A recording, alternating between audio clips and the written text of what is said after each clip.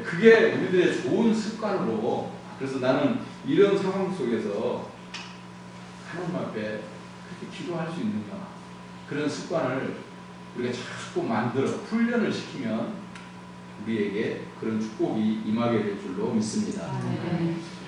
또 네 번째는요, 이 아카시아 나무는요, 그 사막에서 살기만은 수분이 많아요. 나무는 수분이 많잖아요. 우리 수분을 말려야 돼요. 그래야 조각목으로 쓰이만. 근데 이 수분은 뭐냐면 우리들의 재성이에요, 재성. 여기 앉아 계신 성도님들은 너무 이렇게 하나님의 은혜를 많이 받으셔서 안 그러실지 몰라도, 저는 지금도 있잖아요. 우리 집사람이 2번 말해가지고 못 알아듣잖아요. 그럼 나도 모르게 목소리가 딱 톤이 커져요. 그럼 우리 집사람이 뭐라 하냐면, 또 크게 말하네? 근데 우리 집사람도 크게 말해요. 내가 못 알아듣는. 근데 옛날 어머니 아버지가 보면은 크게 말해요. 장독대에 가다 뭘 하는데 못 알아듣는다고 아버지가 소리 깨끗 하고 엄마가 또 소리 깨끗 하고 막 그러고, 그래서 제가 보면 이걸 하는데 이제 제가 딱 그렇게 살아요. 이거는 진짜 이 실성은요 안 없어지더라고요. 보통 은혜 받아요 안 없어요. 하여튼 어느 단계는 있어요. 어느 한계선은 있는데 어느 한계선이 넘으면 다 튀어나와. 그럼에도 불구하고 하나님 우리 사랑하세요. 그래서 내가 나된 것은 하나님의 은혜인 거예요. 뭐 저거는 예수 믿어도, 아니 하나님만 확실히 알면 저거는 예수 믿어도 그럴 수밖에 없어요. 그게 우리의 본성이에요. 그런데 우리가 지금 생각해보면 너무너무 많이 변화됐잖아요. 그렇죠? 너무너무 많이 변화됐어요. 근데 그거는 성경에 보니까 성령이 하시는 거예요. 성령.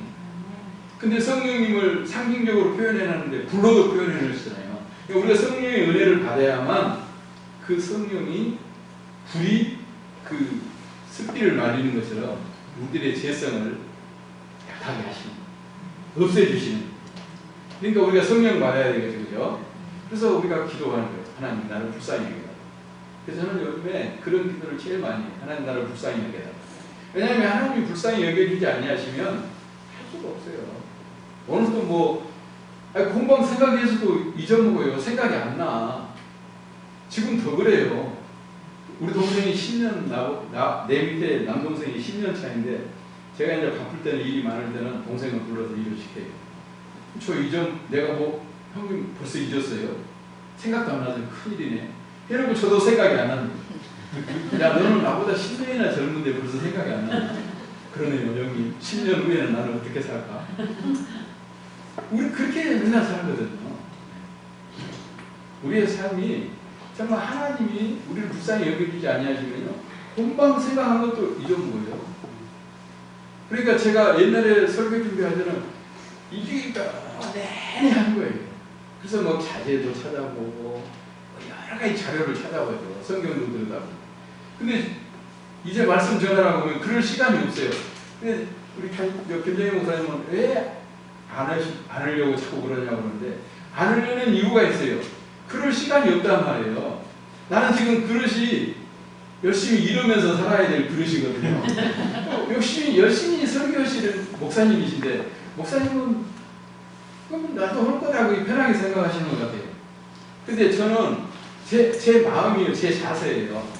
내가 이렇게 말씀을 전하려면 내가 이 정도는 살고 해야 되는데, 그 정도 못하고 보면 그게 죄스러운 거예요.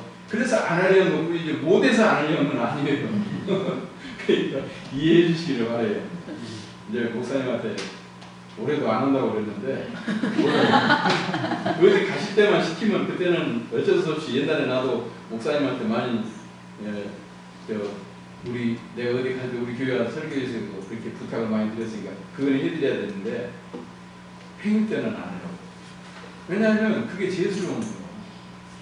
새벽에도 기도하고 말씀도 드리고, 또 설교로 가기 전에 저는 1시간 전에 가서 또 엎드려서 기도해야 되고, 이런 게 할 수가 없잖아요. 안 되잖아요. 성도님들이 목사님이 그러면 돼요. 근데 지금 나는 목사는 목사인데 은퇴했어요. 내 직업은 지금 현장에서 일하는 거예요. 저는 참 감사해요. 제가 많이 하는 게 뭐냐면 이 도배이라고 이 칠 이런 거 해드리는 건데, 보세요. 내가 감사한 이유가 있어요. 그 흠하고 더러운 집에 가서 내 손이 닿으면 다 깨끗해지는 거예요. 발라주고 붙여주고. 그러니까 내가 내 직업을 생각해봐도 굉장히 복된 직업인 것 같아요. 네. 내가 갔다 오면 어지럽힌 게 아니라 내가 들어갔다 나오면 깨끗해지는 거예요. 뭐 어떤 분들은 뭐 욕을 해요. 이놈의 집은 뭐 청소도 안 하고 사람이 하는데 그 집 가보면 그 집도 그 집이에요. 장롱은 누가 청소해요 뒤에. 싱크대 뒤에를 누가 청소해요. 이사 가고 나면 다 뜯어내는 거 더럽잖아요. 그러니까 욕하는데 자기 집도 가보면 똑같아. 내가 속으로 오지. 당신 집도 똑같습니다. 근데 나는 그런 것들을 다 정리해주고 나니까 너무 감사하잖아요. 여러분 우리 직업을 일할 때요. 가난한 분 앞에서 우리가 우리 직업을 보세요. 내가 지금 어떤 일을 하고 있는지 너무 감사해. 우리의 체질에 맞는 것을 하나님 주신 거예요. 내가 왜 이 일을 해? 내가 우마를 지금도 오르락내리락 하면서 계속 일하거든요. 어떤 또 우마에서 떨어지게 됐어요. 네. 그런데도 혼자 가만히 생각하면 그죠? 혼자 아무도 없는 집에서 일하다가 혼자 떨어져 봐요. 그때는 참 이상하기도 하는데 그 하나님이 또 은혜로 지켜주시잖아요. 그러니까 또 괜찮아요. 그래서 또 감사. 그러니까 이렇게 우리가 주님 안에서 옛 습성을 우리가 버리면 나를 잘 들여다보면요. 너무 매일 삶 속에 감사할 게 너무 많아요. 일꾼들은 일을 시켜놓으면요. 막 하던 그 건축 일하는 거 보면 5시 되면 딱 그 우리 설교하는 분이 한 분 계시는데요. 이렇게 나사를 돌아가고 조이다가도 5시 되면 놓고 가요. 다 안 조여졌는데. 어제 그랬어요. 그래서 왜 그러냐고 그랬더니 5시 넘어서 일을 하면요. 이 집에 가고 싶은 생각이 일이 잘못된대요. 그러니까 하다가 가야 돼요. 저는요. 9시까지도 하고요. 10시까지도 해요. 그러니까 그게 제 생각이 벌써 달라요. 나는 이걸 어떻게든지 약속한 날짜에 내가 최선을 다해서 끝내줘야 돼요. 그래서 그 시작부터 끝낼 때까지가 옛날에 내 습성은 절대 그럴 일이 없어요. 절대 그럴 일이 없어요. 그러니까 하나님이 우리를 불쌍히 여기시니까 내 마음에 기쁨이 있는 거예요. 내가 하는 게 노동이잖아요, 노동. 예. 막 5층도 하루에 10대번씩 올라가야 되고, 짐 들고. 그 노동 중에서 상노동인데, 그게 감사한 거예요. 그러니까 내 본질은 그게 감사거리가 안 돼요. 근데 하나님께서 나의 죄성을 없애주시니까 감사한 거예요. 그러니까 우리가 우리를 너무 잘한 거예요. 그러니까 저하고 성도님들 일하시면서 나를 한번 들여다보세요. 내가 지금 하나님의 은혜로 살고 있는가? 아니면 내가 얘 습성을 갖고, 얘 죄성을 갖고 살고 있는가? 여기에 하나님의 평안과 축복이 늘 함께 하실 줄로 믿습니다. 다섯 번째는요, 이 조각목이 쓰임을 받기 위해서는요, 이 아카시아 나무는 이렇게 곱게 자라지 않아요. 뒤틀어지면서 이게 자라요. 그러니까 목수가 그걸 깎아내야 돼요. 여러분, 우리의 그 본질, 우리의 재성을 뭘로 깎아내요? 못 깎아내요. 뭐 교육, 이런 뭐 철학이나 또 세상적인 어떤 지식이나 교육 이런 것들은 조금은 도움을 줘요. 근데 바꿀 수는 없어요. 근데 하나님의 말씀은 우리를 바꿔주십니다.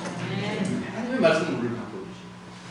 저는 지금 너무 감사한 게 뭐냐면요. 처음에는 되게 귀찮더라고요. 나를 어떻게 보고 그러지? 그런 생각도 들었어요. 교마인데요. 목사님 세 분이 매일 아침마다 나한테 말씀을 보내줘요.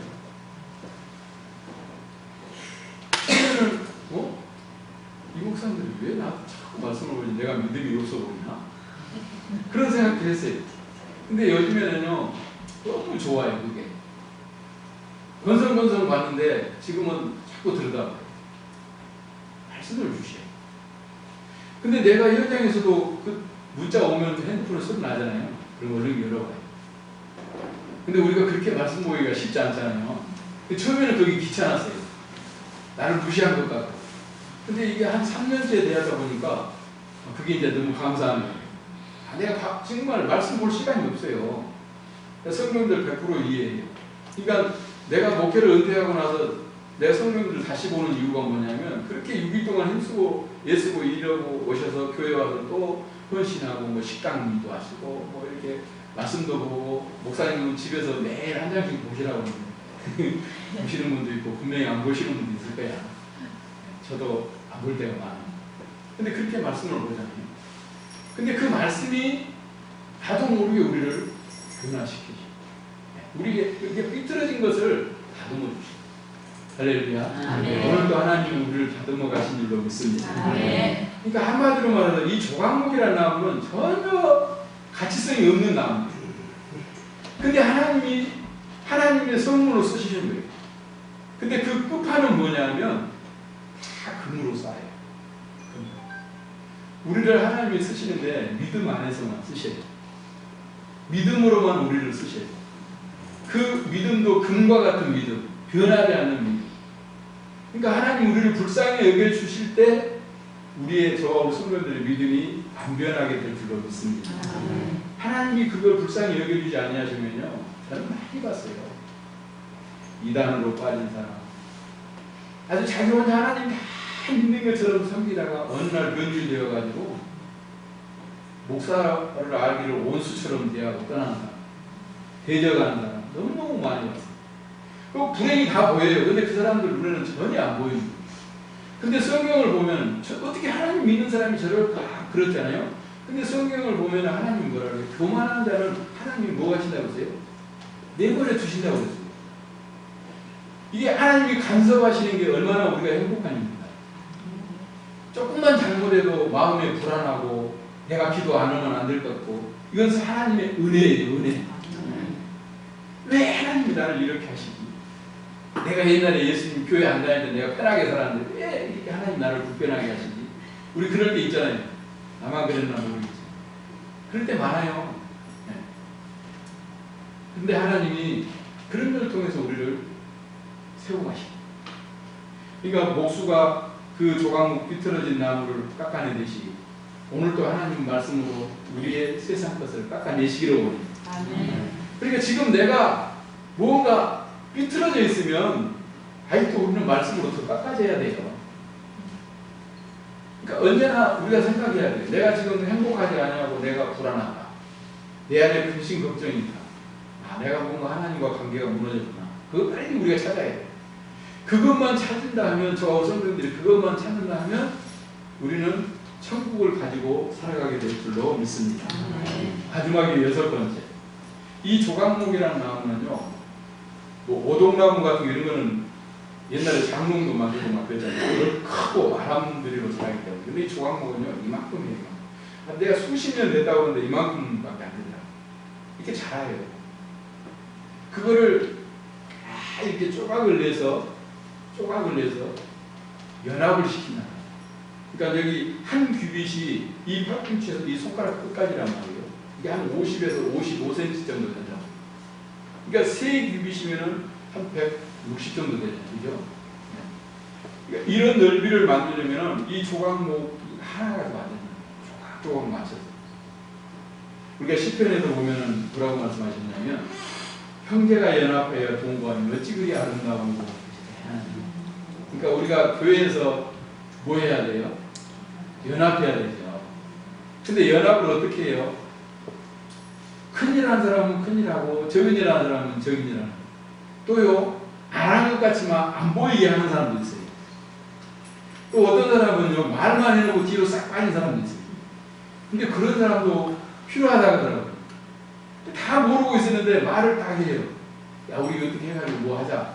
그래서 하려고 딱 하면 그 사람은 없어요. 네. 일을 저질러 주는 거죠. 근데 그게 성경적으로 보면 다 필요하다는 거예요.